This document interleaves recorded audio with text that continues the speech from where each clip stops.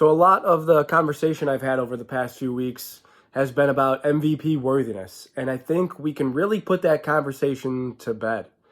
Josh Allen's going to win the MVP, guys. Unless something totally catastrophic happens, God forbid, he's going to be the MVP of the NFL. He's minus 900 at a bunch of sports books to win the award. He is, of course, worthy of it. He demonstrated it again this past Sunday in a game against the league's best team at the time, certainly the team with the best record, in their building. 430 total yards, 4 total touchdowns, scores 48 points. That's 90 points over the last 2 weeks. And, I mean, it's going to basically just be a runaway. You can put Lamar Jackson's stats up next to him. I know Lamar's got like 34 touchdowns and only 3 picks, and Josh doesn't quite have the same yardage totals or the same passing touchdowns. This is just how it works. It's just a gut feeling. When you watch the games, are you seeing the MVP moments? And you consistently get them from Josh Allen week in and week out. Lamar is good. Lamar is great. Okay, he's won the award twice. And he is as consistent as they come, really, for the Baltimore Ravens. You know, you can say what you want about his playoff record. You can say what you want about Josh's playoff record. They have each kind of played pretty well in their playoff games, just with poor results for one reason or another. But Josh just has the moments. I mean, it's been said. I don't really know what more I can say. He's going to win the MVP. That's really exciting for him. I think he would, I mentioned this last week, I think he would downplay the importance of it to him. He would say that it's cool, but he would defer to his teammates and talk about how they lifted him up and how he couldn't have done it without them and stuff. And that's just the kind of guy he is. I'm sure he means it. I'm not saying he doesn't mean it. I think he would just publicly downplay how important it actually is to him and try to give credit to his buddies, to his offensive line, to his coaches, to his teammates. That's the type of player he is. I mean, enjoy this, guys. Enjoy. I mean, he's in year 7. Maybe he's only halfway done, you know? Maybe not. Maybe we got to figure he's about halfway done, right? Somewhere in that ballpark. Maybe slightly less, maybe 40% done. Enjoy this. Because this is probably the best quarterback you'll ever see play for the Bills in your lifetime. Maybe not. But, I mean, if you're not tuning into these games to see this guy play, what are you doing? If you like football and you went through the drought years liking football and just being tormented, did I say that right? Tormented by the quarterback play, by the, circus that was the Buffalo Bills. I mean, I get it. I get why people are just like foaming at the mouth for Josh. I get it. I talked last week again about how people protect him like he's their newborn son or something, on the internet and stuff. And I understand why. I'm not saying I'm here for all of it because he's not immune to criticism from time to time. But I get it. What a time to be alive and be a Bills fan. Anyway, the Bills beat the Lions, the previously 12-1 Detroit Lions. They got out to the 14-0 lead. The defense held them down for the first 2 possessions. And it's 14-0 Bills. Like in the blink of an eye. And that, right away, I'm thinking, you have to get this home. You're up 14-0. You have Josh Allen. You have to get this home. I don't care who you're playing against. I don't care if you're on the road or whatever. I don't care what factors come into this. You need to get this home. You're up 14. And you have an MVP frontrunner as your quarterback. The best way to outscore the highest offense, you're playing against the number 1 offense in the league in terms of scoring. And the best way to combat that is to just never stop scoring. And that is mostly what the Bills did all day long. There was a drive or two where I was like, man, it really felt like you could have put your foot on their throat there, and they didn't do it. And I think too much is being made personally about I don't mean to switch topics that quickly, but I'm thinking about the defense and how the defense allowed 28 points in like one quarter and 3 minutes or something like that. I think too much is being made about the defensive performance. If you're listening to like talk shows or, seeing the discourse online, it's like, man, the Bills look awesome, but boy, do they ever have to stop somebody. Yes and no. Yes, because the Rams game was alarming. That was like a Sean McVay, like I said, a Sean McVay masterclass. That was concerning. But this past week against Detroit, you allowed 42 points. Yes. You allowed 521 yards. I know. But what we thought was going to be their bread and butter coming into the game, that's running through the tackles with Montgomery and Gibbs and setting up the pass that way. By being unstoppable on the ground. Totally far from it. They had 48 rushing yards. And Jared Goff had 10 of those, I think. I think Montgomery and Gibbs had like a combined 13 carries for like 38 yards or something like that. The Lions had no choice but to throw the ball all over the place all day. And they got theirs. They got theirs because they're good. They're good at that. That's what they do. That's why I'm not too upset at the defensive performance. It was 35-14 with like 3 minutes left in the third quarter. So, of course, the Lions are going to be foot on the gas, foot to the floor. And would you like to see the defense come up with some stops? Of course you would like to. But I think it's just more about managing the game against the team that you're playing in that moment. Like I said, it was 35-14, and then it finishes 28-13 Lions the rest of the way. And it got a little sweaty. They came down to an onside kick at the end that was, again, a little sweaty. It looked like one of the Lions guys rushing in there. His knee might have knocked the ball right back into Taron Johnson. The Bills were fortunate to get that. It still would have been a grind. I don't think the Lions managed the clock that well. I understand saving the timeouts, but eventually the clock just became their mortal enemy, and they just kept continuing to let the clock run. Like, it's just funny that this came up because there's the whole timeout discussion for the Bills against the Rams. And Dan Campbell just holds on to his timeouts and holds and holds and holds. And eventually, the thinking there is that we're going to score quickly here and we're going to get the ball back, and then we'll still have that line of defense to maybe get the ball back into my offense's hands one more time. But the clock eventually just gets too low where he has to take the timeouts and then has to rely on the onside kick. So if he takes those timeouts a little bit sooner, does it change the game entirely? No, probably doesn't affect the win probability all that much. But it was just a weirdly managed game, I thought, by Dan Campbell. He gets a ton of credit for just having, big balls. Like, we're gonna do this. We're gonna go for it on fourth down all the time. We're gonna kick onside kicks with 12 minutes to go. That was particularly weird. Although I get the strategy there, in a sense. The fact that he said, I thought we were going to recover it, I thought that was pretty strange. They asked him after the game, he's like, I thought we were going to recover it. Like, really? This play is like 4 or 5%, if that. You thought you were going to recover it? I would respect him more if he just came out and said what I believe the strategy was there. It's like, well, we'll take the 4 or 5% chance at recovering this, but I can't have Josh Allen go on like a 7-minute drive. I need the clock. I need to preserve time. So I will try to get this onside kick, and I will give them a short field if it doesn't work, and just try to hold them to a field goal because it will take less time than if they were to go up the field on like a 6 or 7 minute drive. He's like, those seconds, they're valuable to me. And I think that was part of the process. Maybe I'm giving him too much credit.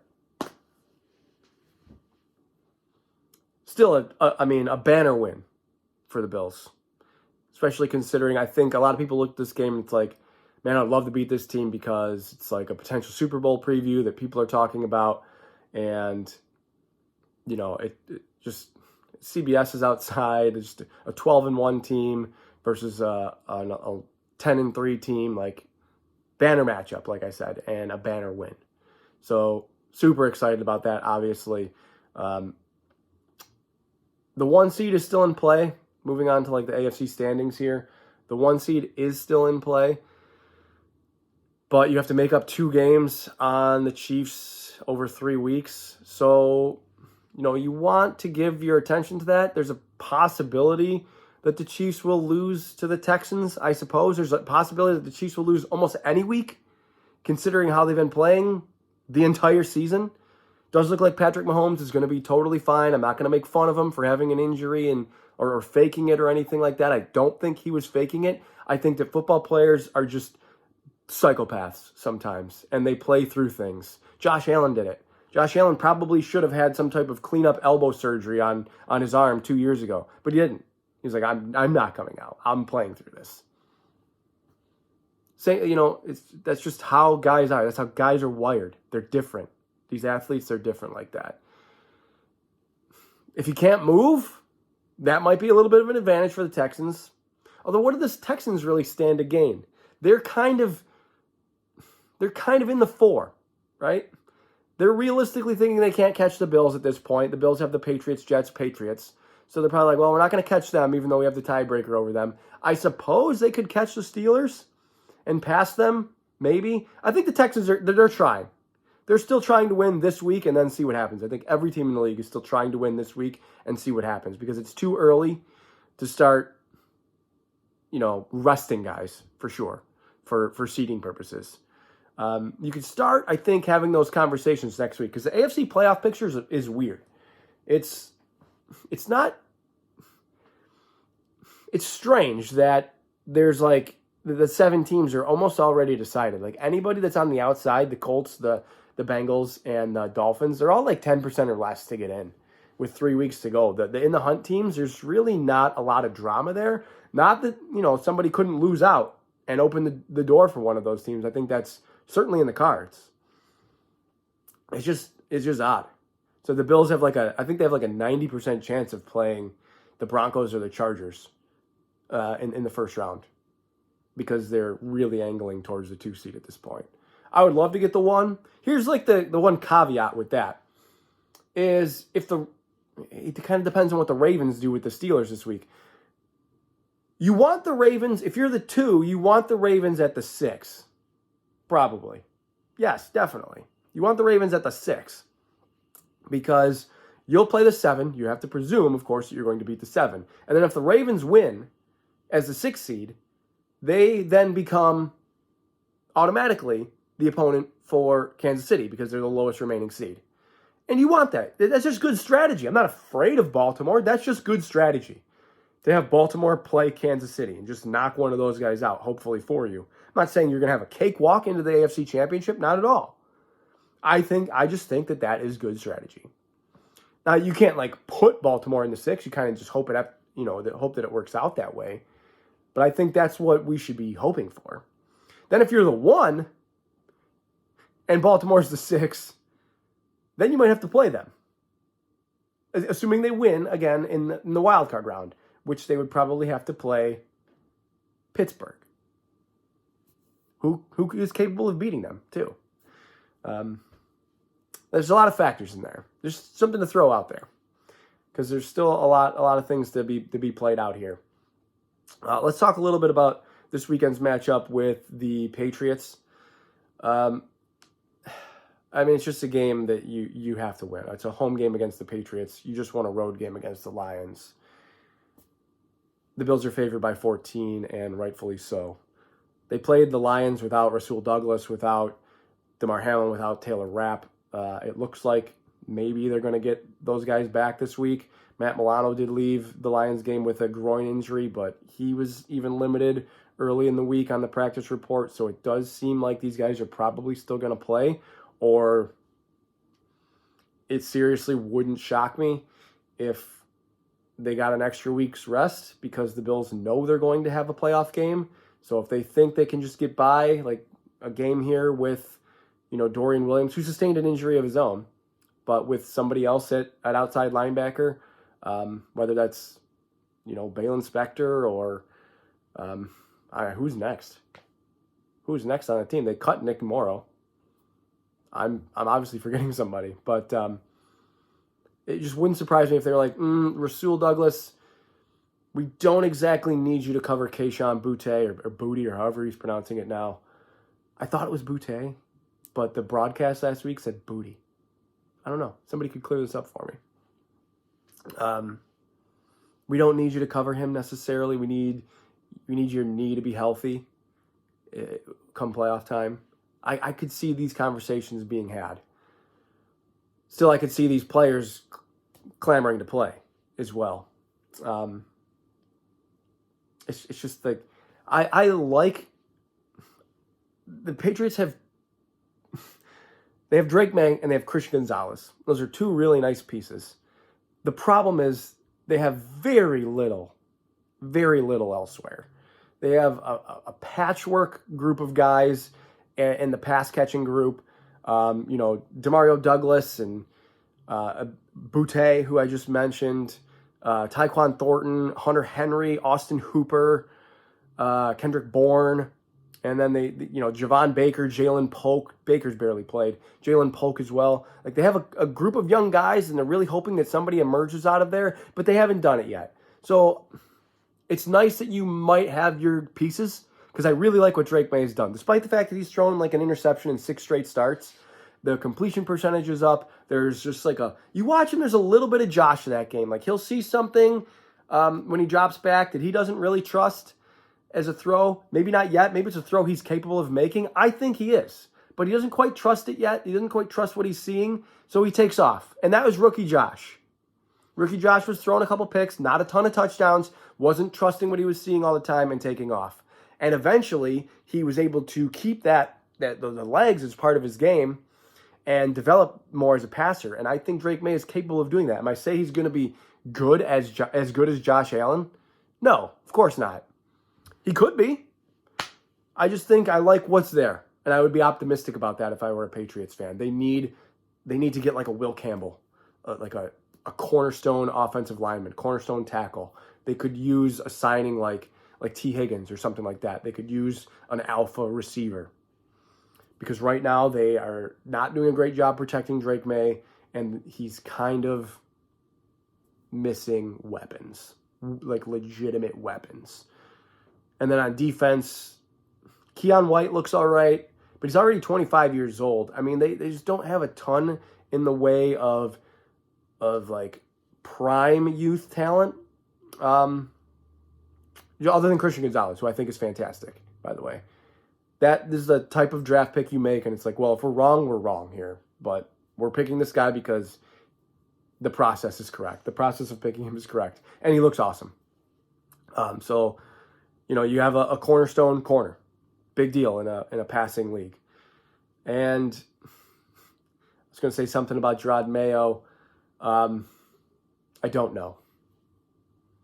I don't think I would necessarily be committed to him beyond this year. I think if you were to have a conversation with like a Ben Johnson, I don't know if he would take that job, or Joe Brady or whomever, and you could maybe lure them or talk about like, hey, yeah, I'm interested, and then I might consider getting rid of Gerard Mayo. Just a little too old school for my liking.